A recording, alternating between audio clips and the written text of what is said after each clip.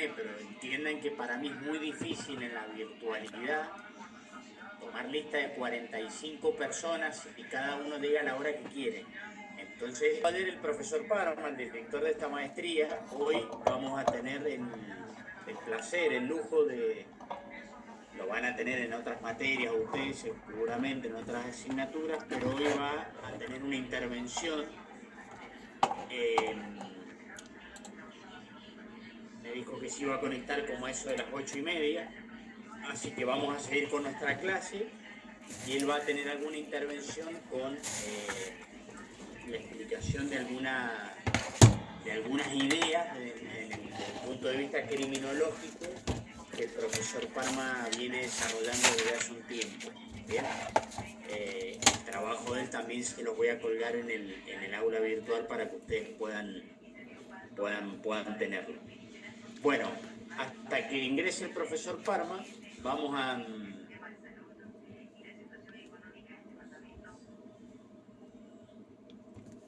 a continuar.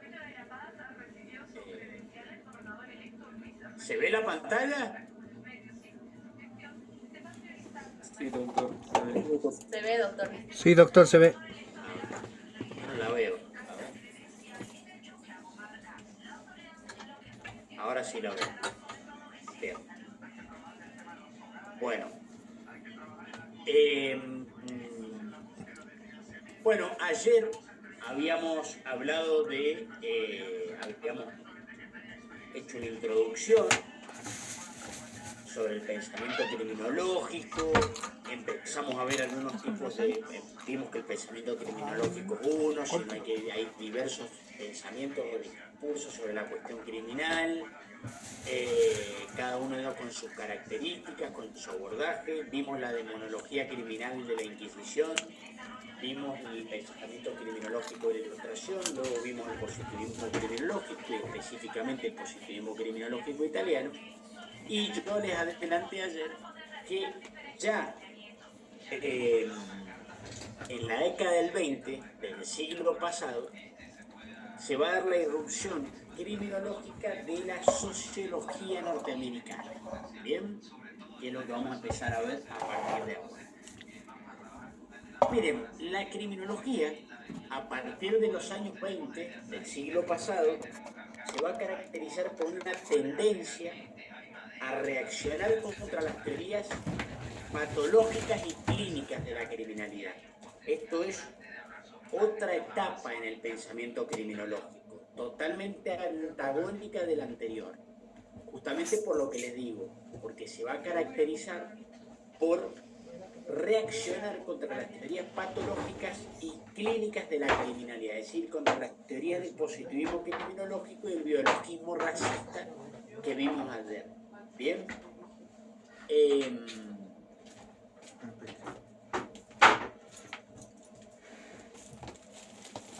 De alguna manera, como les decía recién, va a comenzar acá una nueva etapa en la criminología, en el pensamiento criminológico, de la mano de los sociólogos.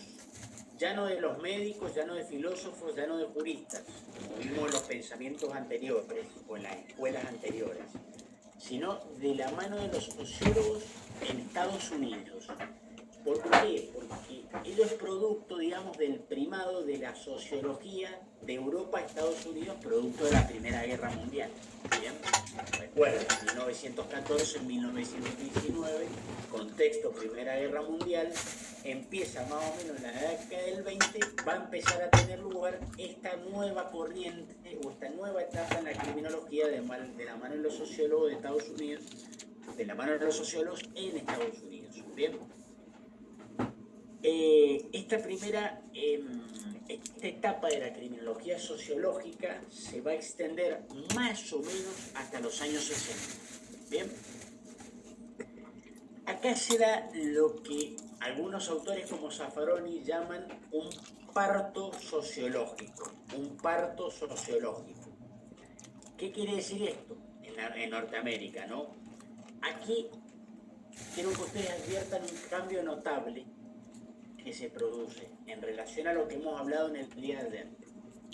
Aquí en esta nueva etapa de la criminología, de la mano de los sociólogos de la sociología norteamericana, se empieza a hablar de estructuras, se empieza a hablar de sistemas, de barrios, de grupos sociales, de subculturas, de metas culturales, de imitación, de aprendizaje, de conducta por el grupo íntimo al que pertenezco.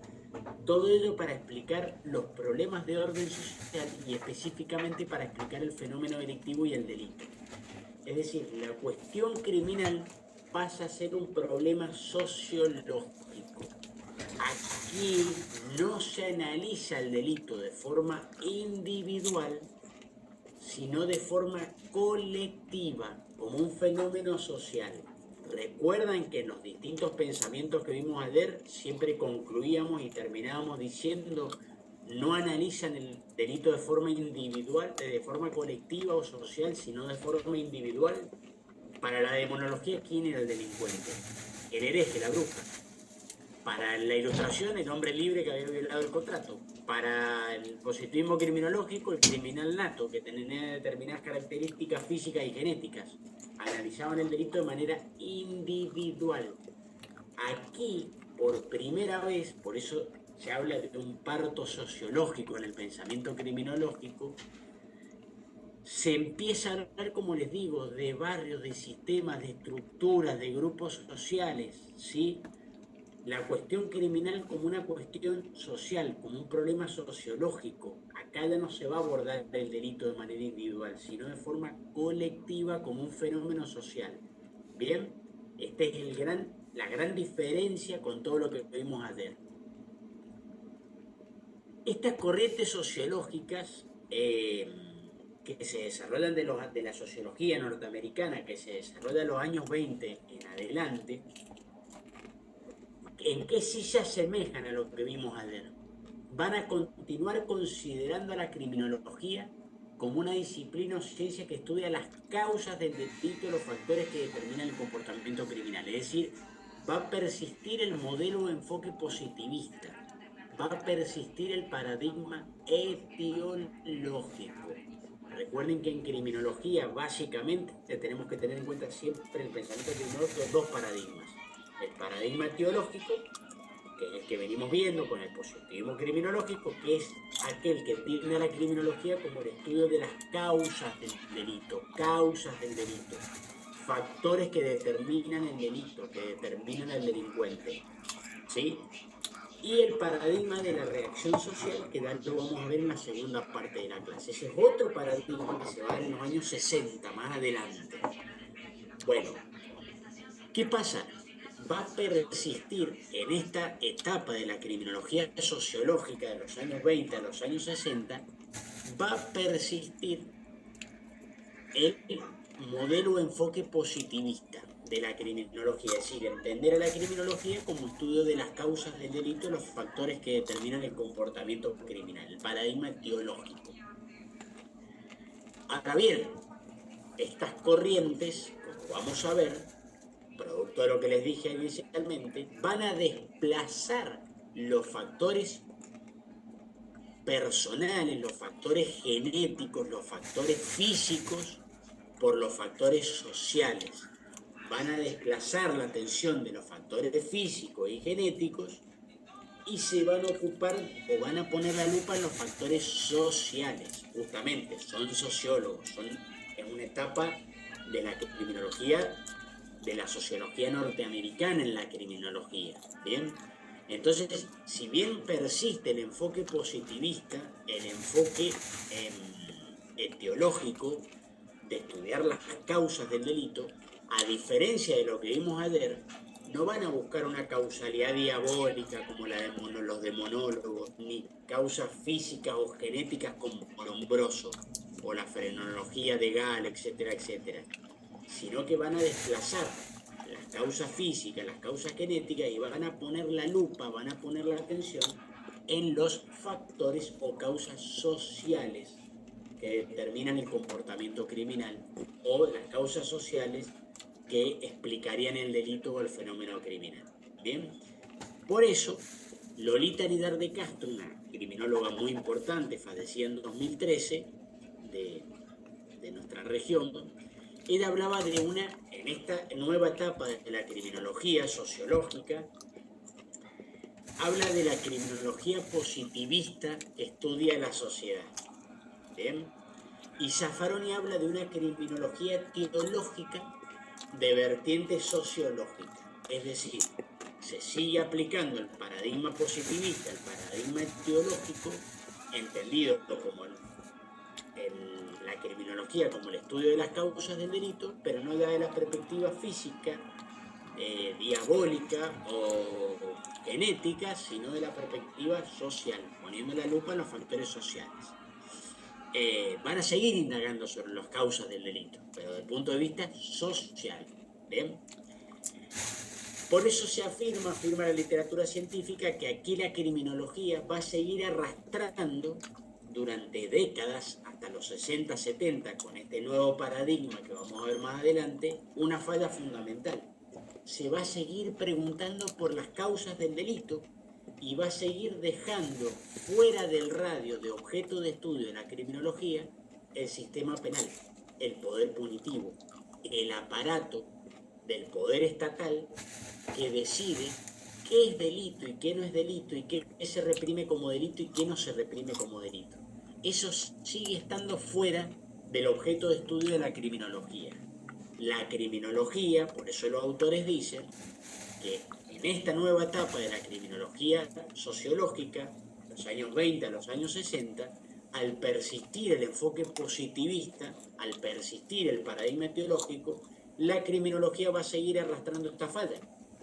Nos vamos a seguir preguntando por las causas del delito, ahora desde el punto de vista social, y vamos a seguir soslayando u omitiendo el estudio del aparato represivo del Estado, del estudio del sistema penal, del estudio del aparato del poder estatal que decide qué es delito y qué no, y que decide qué se reprime como delito y qué no. Eso va a seguir estando fuera del campo de estudio de la criminología y va a llegar en los 60, 70 con la criminología crítica o de la reacción social, que la vamos a ver más adelante. ¿Bien?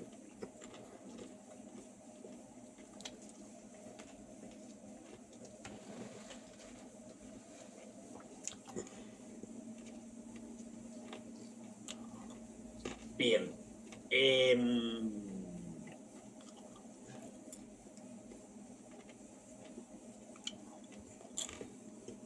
Por eso se suele decir, ahí se lo he puesto en la filmina, que estas corrientes que vamos a ver ahora de la sociología norteamericana, de alguna manera legitimaron el poder punitivo y el funcionamiento del sistema penal por omisión. Vieron que decíamos que Lombroso legitimó con su teoría del poder punitivo en la época. Bueno, ellos lo hicieron por omisión.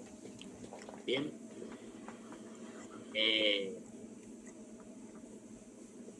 Bueno, fíjense, como les decía, el punto de partida, como les decía en la filmina anterior, el punto de partida de esta nueva etapa en la criminología, en donde irrumpe la sociología norteamericana. Hay una alumna, María Fernanda, que tiene el micrófono prendido. Por favor, apagarlo.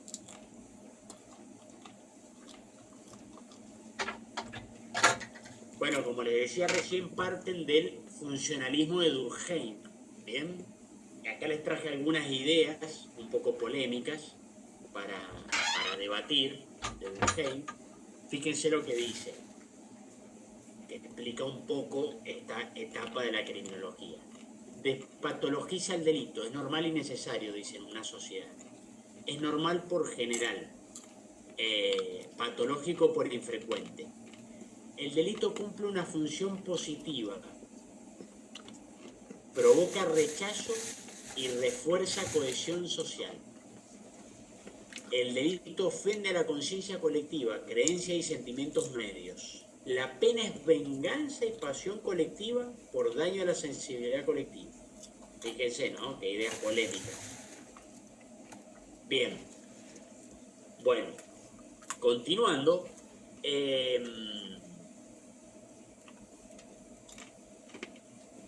Si llegan a ver que se conecta el profesor Parma, me avisan, por favor. Yo estoy acá atento, pero estoy... no sé si lo voy a advertir. Doctor, Perdón que le interrumpa, sí está conectado el doctor Parma. Ah, bien. Vamos a... Charlie, ¿Qué tal? no te había visto. Estaba aprendiendo un poquito.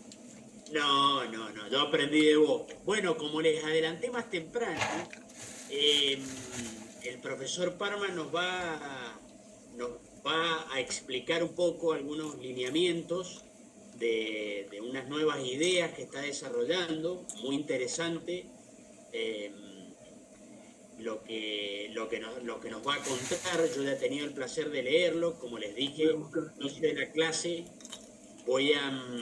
el trabajo del profesor Parma y estas ideas que nos va a compartir hoy, las vamos a colgar en el aula virtual, ¿bien? A partir de mañana ya lo van a tener colgado en el aula virtual. Así que bueno, vamos a tener el placer de escucharlo en una parte de la clase. Así que ahí esperemos que vuelva.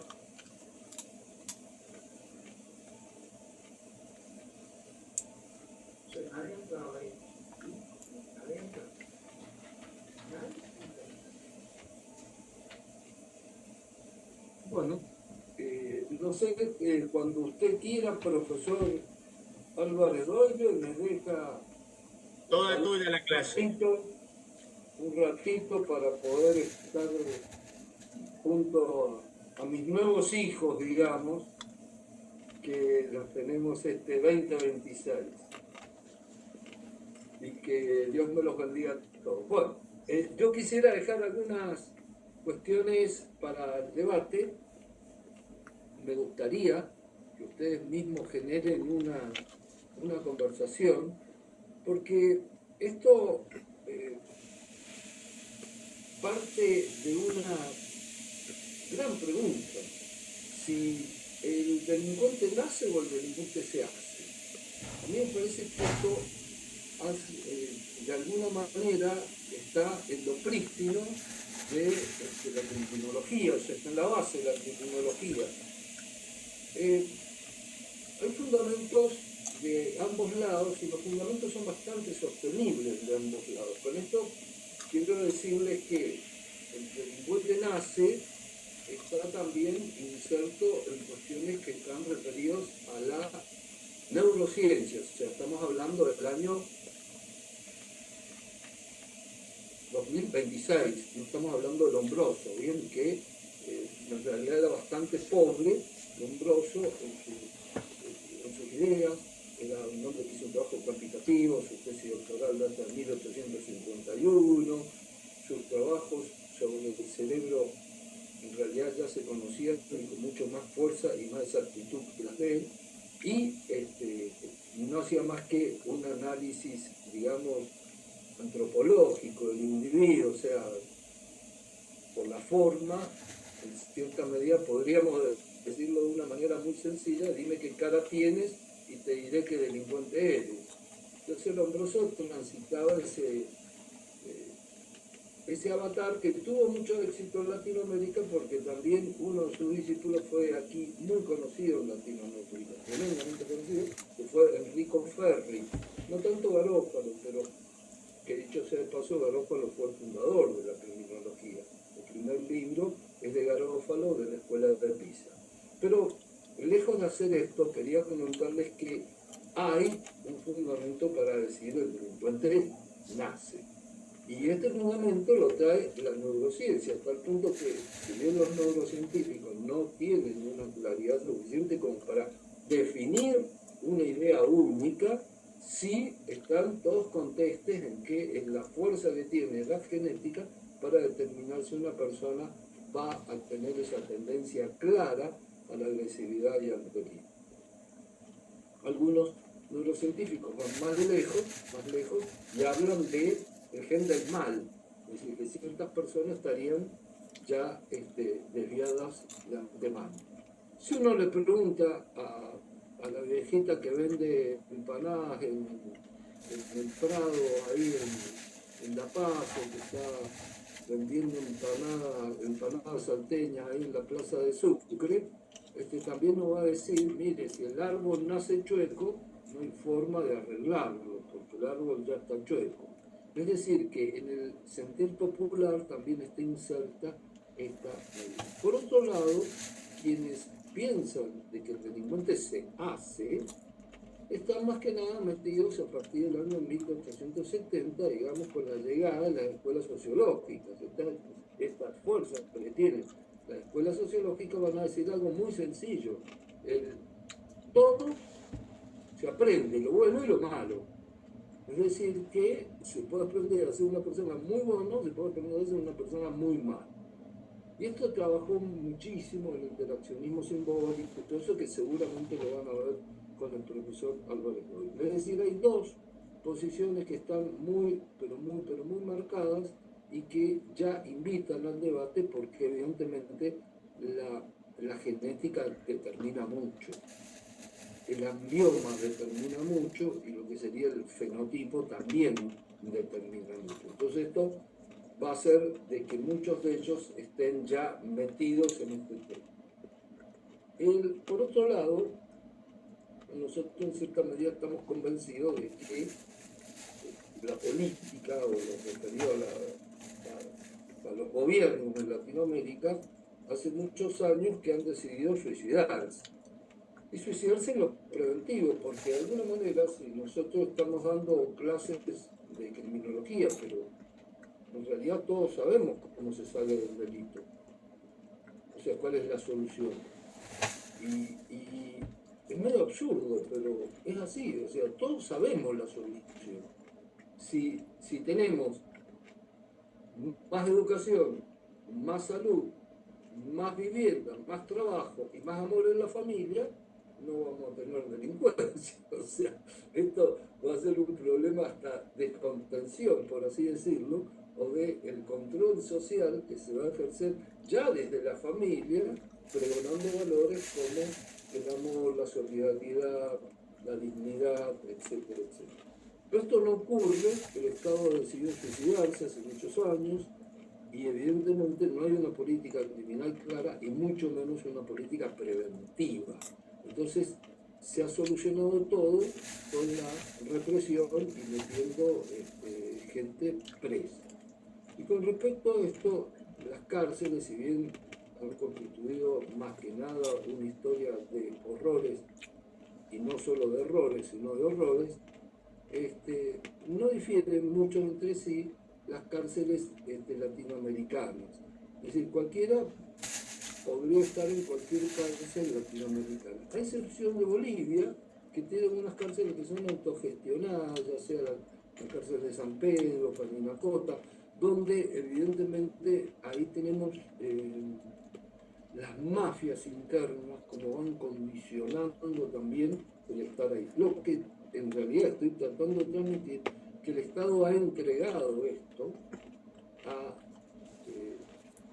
mentido, y muchos de los académicos transmitimos este mensaje de hipocresía y de alguna medida me hago cargo, y es mentira, porque la gente no se resocializa en la cárcel. Y esto lo dice la señora que vende verduras, lo dice el catedrático más grande que puede haber también, es decir, que las teorías de las redes, la resocialización, alfabetización, reintegración, restitución, reparación, han fracasado, y las cárceles solo han servido para depósito de cuerpos, es decir, no han servido más que para eso. Esto hace que de alguna manera se tenga un cierto desaliento o entremos todos en una vorágine, lo que sería un verdadero huracán, o estamos directamente en el vórtice de un ciclón que nos va a conducir, por supuesto, a laberintos muy arcanos y que tienen que ver con lo que significa también Latinoamérica, que no es más que un gran narcoestado. Es decir, Latinoamérica se ha convertido ya hace mucho tiempo en un gran narcoestado y no hay un gobierno que pueda escapar a esto que es Narcolandia y, por supuesto, y la influencia que va a tener como elemento exógeno en el delito la droga, el alcohol, etc. No es que la cárcel sea un factor decisivo para el narcotráfico, porque el narcotráfico no le interesa tanto la cárcel, vender ahí. Sí, por supuesto, algunos que estarán presos, que son los grandes vendedores, pero no interesa, salvo, por supuesto, si hablamos de Honduras, El Salvador, donde las maras sí tienen un efecto muy importante en todo lo que es el narcotráfico. Quería más que nada comentarles que yo he estado trabajando unas líneas conforme para ser fiel a lo que decía el profesor Álvarez Doyle, que es a su vez una persona que sabe en realidad bastante más que yo, y he trabajado en unas líneas que están muy asociadas con los menores, con infancia, con cómo la infancia está en la intemperie. O sea, si nosotros hacemos del menor un problema de Estado, una situación de Estado, vamos a tener visión de futuro como políticos, pero los políticos nuestros tienen miopía del futuro. Pero lo único que tienen visiones para la corrupción pública, que a su vez lo único que hace es acentuar, ni siquiera tienen, tampoco tienen tanta visión para la corrupción, porque si tuvieran visión harían cárceles mejores porque terminan todos presos, como ha ocurrido en Perú, como ha ocurrido y como ha ocurrido en Argentina también, y seguramente va a ocurrir en otros países, si esto se sincera un poquito más. Yo creo que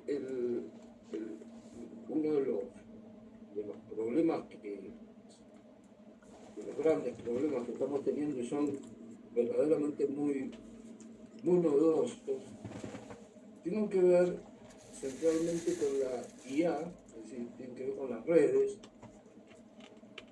que a su vez producen fraudes, estafas, sexting, y los chicos navegan en las redes, o sea, nadie pertenece en las redes, son todos anónimos, nadie es nadie en la red, iguala, uno puede insultar tranquilamente, puede agredir, puede decir lo que quiera, y la red se lo permite. Esto hace que muchos chicos desde muy pequeños anden navegando, precisamente el término navegas porque nadie pertenece. Esto no es un grupo de pertenencia, son mentiras, los grupos de WhatsApp, todo eso no tienen más que a nosotros sí nos sirven para poder conectar con usted o mandar información, pero en realidad se terminan transformando en una gran cuota de chismerío y a su vez en algo donde se subastan máscaras, en realidad, en la red.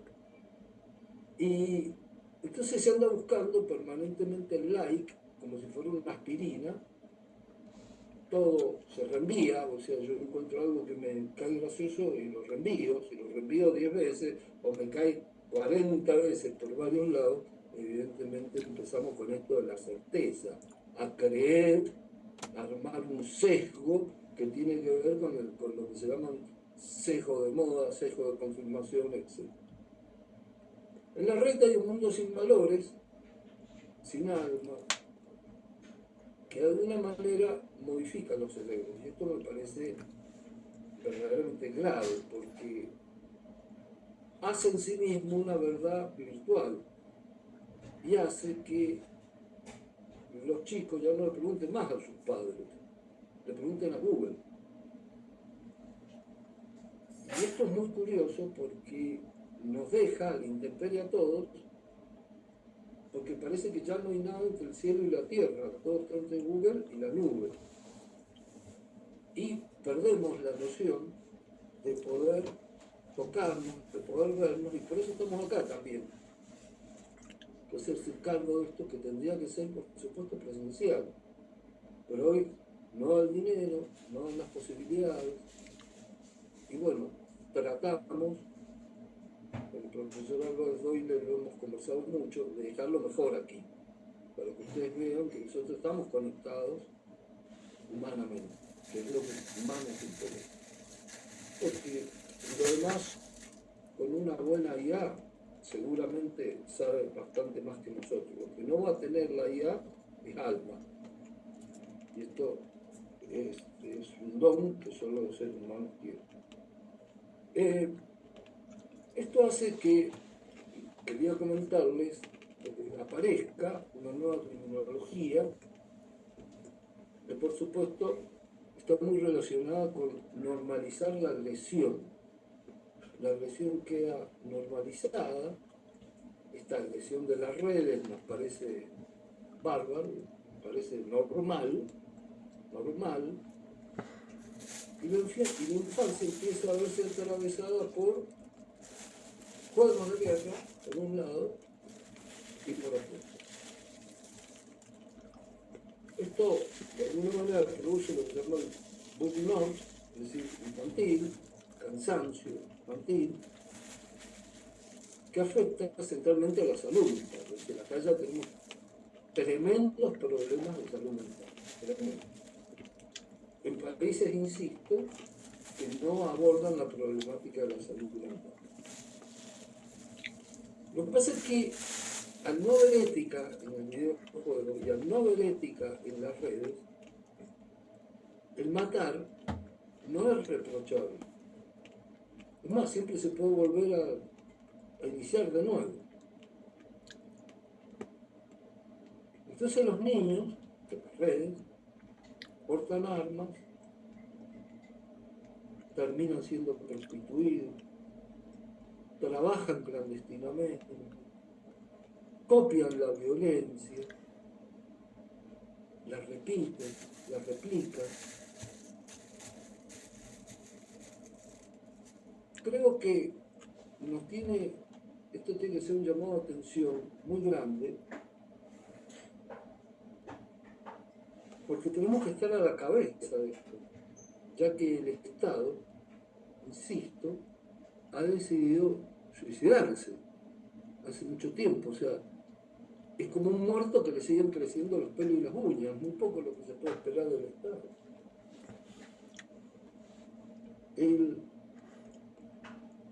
Parece que estamos metidos en un anatema, en algo sin una solución racional,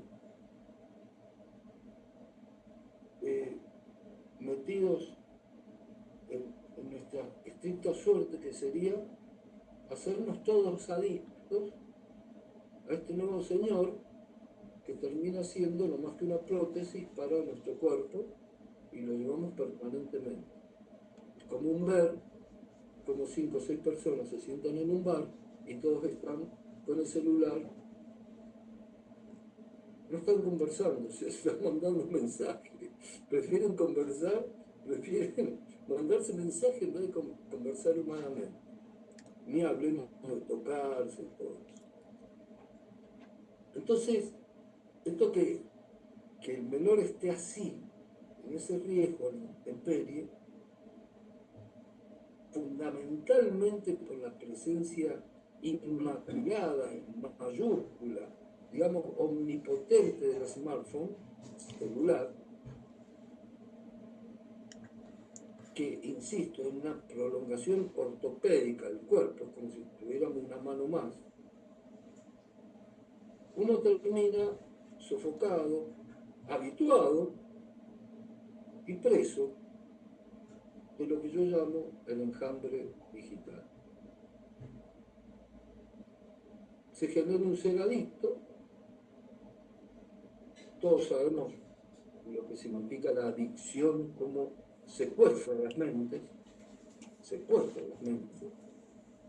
mecanizado, sesgado por el efecto que se llama el efecto halo, o sea, el efecto de moda.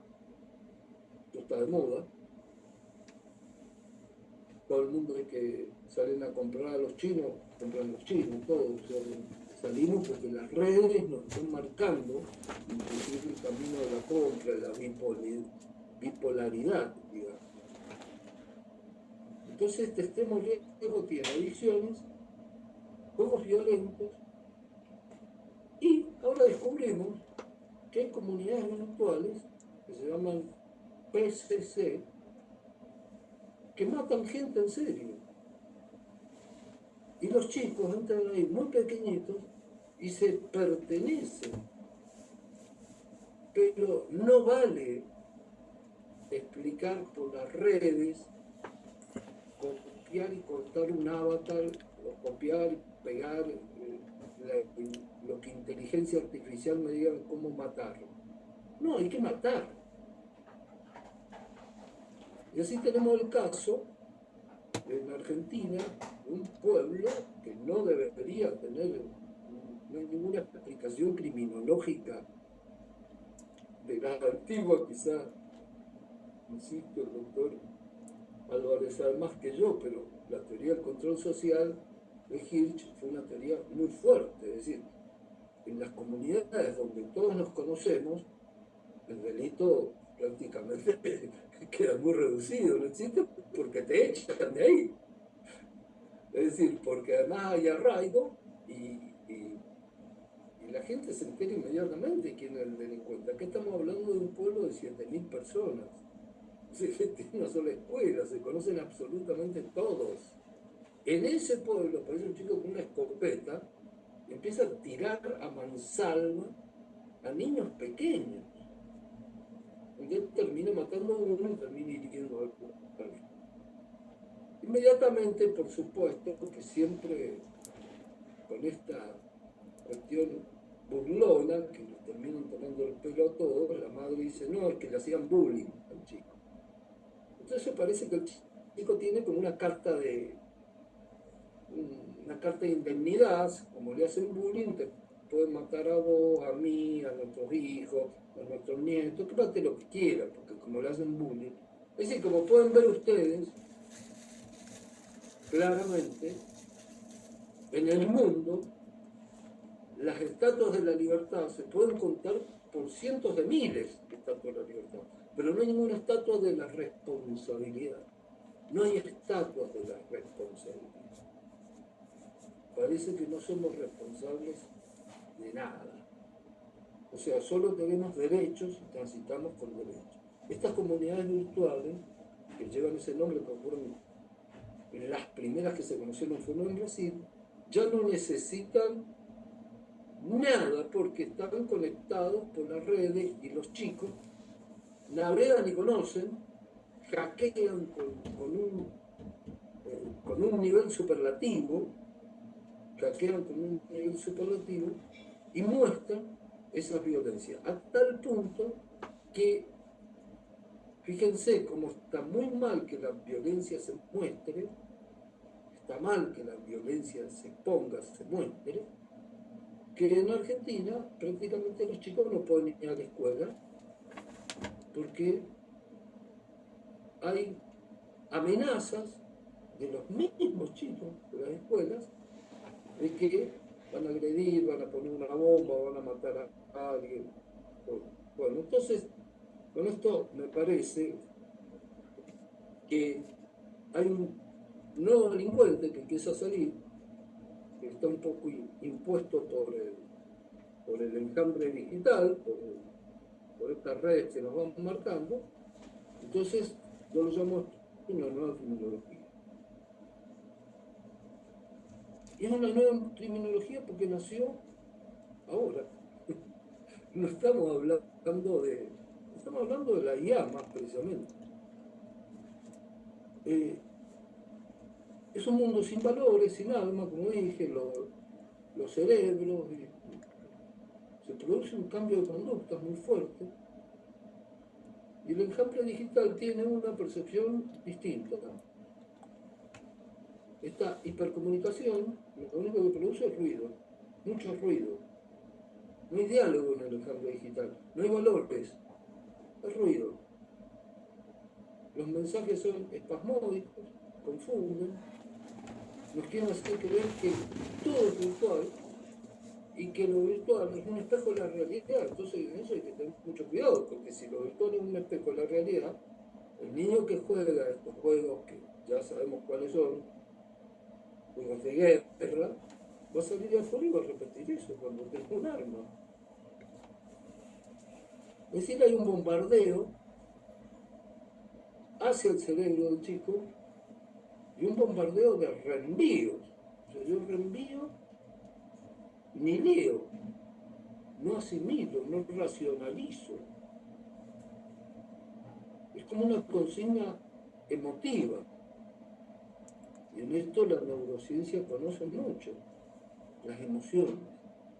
Lo que me produce emociones, lo reenvío. No interesa si está bien o está mal. Y además trabaja con el tema de la humillación en las redes, haciendo memes, haciendo chistes, haciendo burlas.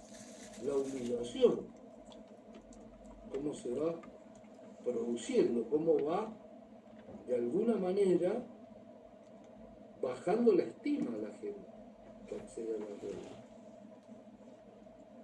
Y empieza a mostrarte como que hay un mundo donde podés hacer dinero en 2 segundos, de gran nivel de expectativa.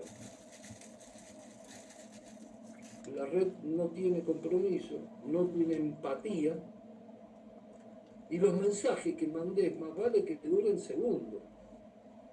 Y si lo llegás a hacer más largo, te ponen el de 2 por 1, que sería.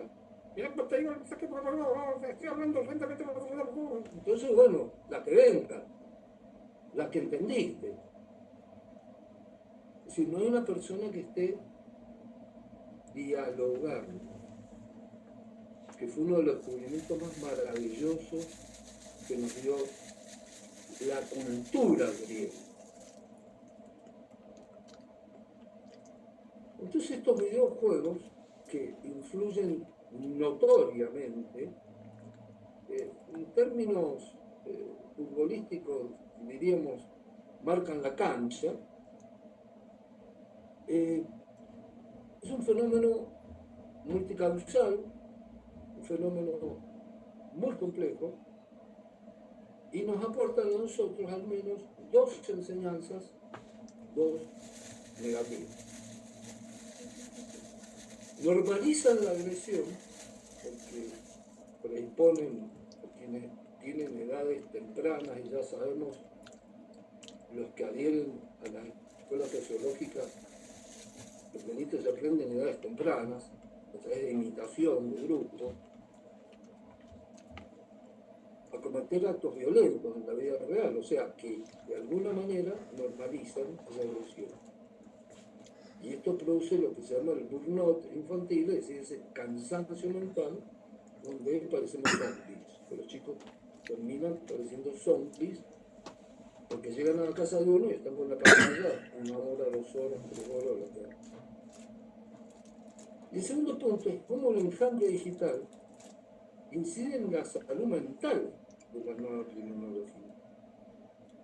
Como el cerebro procesa la violencia como algo cotidiano, como algo lúdico inclusive, disminuye lo que se llama la reacción fisiológica, disminuye la frecuencia cardíaca o la conductividad de la piel y las cuestiones emocionales ante los actos de agresión. O sea, no le molesta a nadie que mueran 40 en el juego. O sea, la muerte es algo que está incorporado al juego. Y esto de adicción, que por supuesto se podría hablar tranquilamente mucho, ¿no? Y nos decía que hoy se habla de esta PCC, que es una subcultura digital, una subcultura de mimetismo criminal que recién ha cobrado fuerza en el año 2026. O sea, no estamos hablando de Lombroso, ni de Garófalo, ni de la escuela de Chicago, ni nada por el estilo. Y los responsables número 1 tienen nombre y apellidos en TikTok, Instagram y Telegram, que son usados precisamente por los menores de edad. Y utilizan esa sigla que le decía, ese para identificarse, escuchen, con la estética del poder criminal, con la estética del homicidio, con la estética del asesinato. Influyen temor, tratan de ganar estatus dentro de las pandillas barriales, emulan los códigos de conducta de las maras, la simbología de la organización madre, por eso usan números, un número muy conocido que es el 15.3.3, que corresponde al letra del abecedario, por eso se utiliza el PCC. Y la idea es llamar la atención, buscar algo nuevo, aceleramos el show, ser el dueño de la escena, y esto de alguna manera los hace valientes, según ellos, porque hay una veneración a los delitos violentos. Se glorifica la violencia. Exhiben armas, poco, videos de menores portando armas, el ciberpatrullaje de las bandas puede de alguna manera aminorar, pero no alcanza, saben más que los que los están persiguiendo, identifican jóvenes vulnerables rápidamente, que andan buscando pertenencia, el sentido de pertenencia, uno de los dos sentidos más importantes que tiene el ser humano, andan buscando pertenecer a algo. Usan a los jóvenes en tareas de vigilancia, en campaña, en transportes de sustancias prohibidas, de drogas, aprovechan el régimen de inimputabilidad, saben que tienen penas reducidas por ninguna. Total, el Estado está muerto. Total, el Estado ha decidido entregar esa zona, la ha liberado, y los algoritmos de detección de esta delincuencia nueva son filtros que se envejecen en semanas. Son 2 semanas, están bien. Entonces, se me ha ocurrido traer este tema para que se vea cómo existe una falla grande en permitir que tanto Meta como Google sean tan poderosos y manejen nuestras vidas. Recientemente Estados Unidos, Google y Meta pierden un juicio multimillonario, porque una chica los demanda por adicción. Y lo que significó para su salud mental depender adictivamente de Google. Y queda en la sentencia plasmada que Google tiene alta adictividad. Sabemos por qué. Esto está en todos los libros, se genera dopamina, que sería el placer, a través de los juegos y a través de Google. Es decir, casino y también, y como los chicos juegan, van a la escuela primaria y juegan en el casino. Y juegan apuestas entre ellos.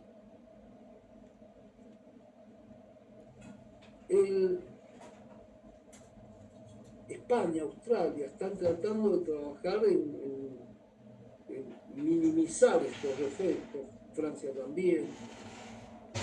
En Austria hay proyectos. Lo que pasa es que nosotros salimos a competir sin igualdad de armas. Es decir, el mundo real no tiene muchas armas para meterse en lo que sería esa vorágine virtual. Entonces, claro, lo que yo les decía era que se produce una aporía, amén de un anatema en el sentido de que no hay solución, digamos, o una aporía, una contradicción racional, porque racionalmente no tenemos salida. En una sociedad de rendimiento, donde lo único que vale es el éxito. Si no son exitosos, son torpes, y en cierta medida se trata de buscar un joven que se autoexplote permanentemente para que no tenga amo, y empieza a ser un problema, porque el joven pasa a ser amo y esclavo, pero de sí mismo. Entonces aparece esa frase que todos los chicos la conocen, jóvenes también, ustedes también, 24/7. 24/7. Es un autoflagelo, un suicidio personal si voy a trabajar 24 horas o 7 días a la semana, día de exposición.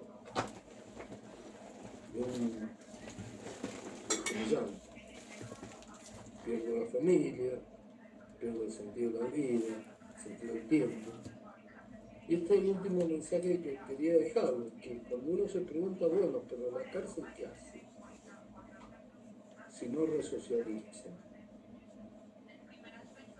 le quita los dientes, porque muchos de los que salen de ahí salen sin dientes, los llenan de piojos. No, ¿saben lo que hace? Lo peor que puede hacer un castigo, les quita tiempo. La gente que va a la cárcel, hay un tiempo que no lo va a vivir. No lo va a vivir. Y eso es lo que hace la cárcel.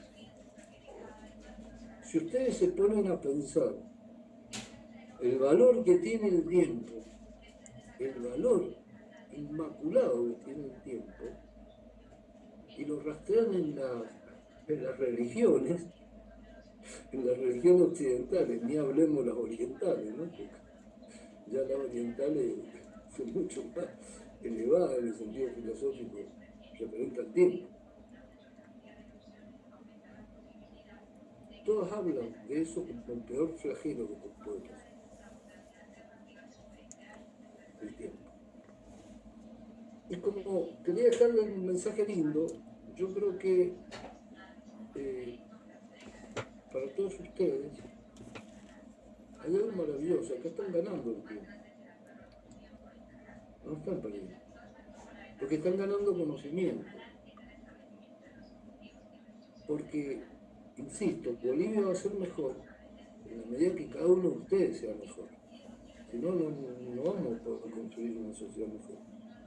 Entonces el hecho de capacitarse es único, es maravilloso, es extraordinario. No se puede comparar. Porque si vos tenés un accidente, te podés quedar sin las piernas y lo vas a seguir. Si tenés una quiebra, te quedas sin la plata, lo vas a seguir. Pero ¿qué pasa si te quedas sin el cerebro? Lo vas a seguir. Y eso es lo que le estamos dando y lo que intentamos darle a veces con charlas que no solo son meramente jurídicas, sino que intentan poner un paño de humanidad entre tanto desaliento y entre tanta peligrosidad que a veces vivir, culpa, hambre digital. Muchas gracias, doctora Guadalupe, por permitirme estas breves palabras que seguramente espero que genere alguna conversación al final y bueno, nos sirva a todos para ser mejor. Gracias también a los que mandan manitos y todas esas cosas, porque eso hace muy bonita la pantalla y uno se siente mejor. Un abrazo grande. Gracias, profesor Parma, brillante. Gracias, Charlie. Los dejo. Un abrazo grande, que Dios los bendiga a todos. y sigan disfrutando de este maestro de Daniel Albatore. Gracias por tu tiempo. Bueno,